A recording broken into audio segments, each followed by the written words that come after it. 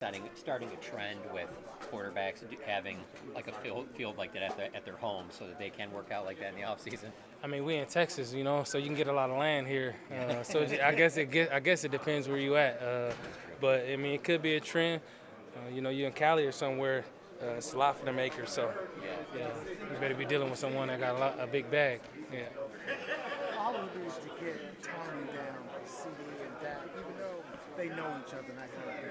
I think, just coming out here, these last couple of practices, these guys haven't missed a beat. They've thrown so much together. There's no telling how much they've thrown, even in the offseason when that holdout was going on. So that's nothing I'm concerned about. Their rapport is great. How much better, we know CD and Dak going to be on the same page.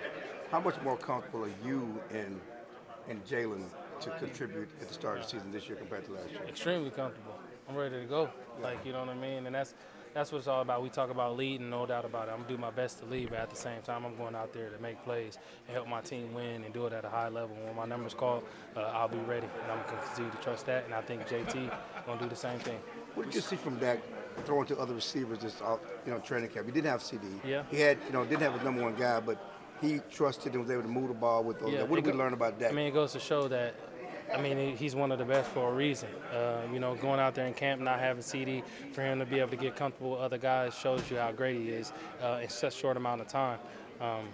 It's awesome. Yeah. What are your thoughts on the rooted team slogan, I guess, the team theme for this year? It's awesome. It speaks to me. My faith is my foundation. So to be able to talk about being rooted, being in the present, taking it one day at a time. It's my 11th season now. I look back and I'm like, man, it's a blessing. But if you let it can fly by. And so I try to take that time and be grounded, like Coach talked about being rooted. So I think it's awesome for everybody to be able to have that mindset going into the season. We saw moments in the joint practices out in Oxnard where you and Dak, that connection really flashed. Have there been things during this offseason and camp where it kind of clicked in a way where you think there's a next step that you guys will take? Not necessarily. I think repetition, right? You get 1 year under your belt, and then, you go out there a second year. It's all about just continue to gain off that momentum, being there when he needs me to be, and being a playmaker like, this team needs me to be, and also him. How have you seen Tolbert evolve since last season? His confidence, he took another huge step. Just going out there, playing this camp, all the reps that he's gotten, he's making play after play, but the biggest thing that I see is just his confidence is on another level. And as we all know, in order to be great in this game, you got to at least have that confidence to start off with, and you're definitely seeing that from him. What's the challenge early in the season as an offense to get it clicking right from the start, especially playing on grass, playing against a good defense? We practiced on grass for 6 weeks in Oxnard, and we practiced on grass here for the most part, so that's not a concern. But you just go out there, and how fast can you get to your fundamentals? How fast, can you lean into your foundation that you built all offseason? And then from there, everything else should take care of itself. Given that this is season number 11 for you, is the first game butterflies? Is that different for you? Or is always, just because you never take it for granted, right? You go out there that first game, it's a good butterfly, I guess you could say. You know what I mean? Just being thankful, blessed to be able to go out there and be playing this game for 11 years. How would you describe what the general focus seems to be with the team heading into this specific season? We locked in. I think the big focus is tuning out the noise, focusing on what we got inside this locker room, and taking it one game at a time, and not get caught up in the roller coaster of a season or what people are saying. Just really staying rooted. And with Dak, you know what I'm saying? that's a good one. With Dak, we've heard how he's a workaholic. He never stops working on his craft. How much better do you expect he will be this year? A lot better, because I'm pushing him in the offseason.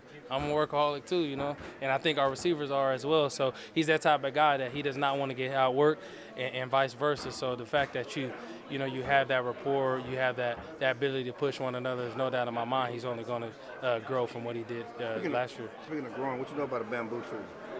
A little bit, I've been to China, Asia a little bit, I like to travel, so I know they're strong.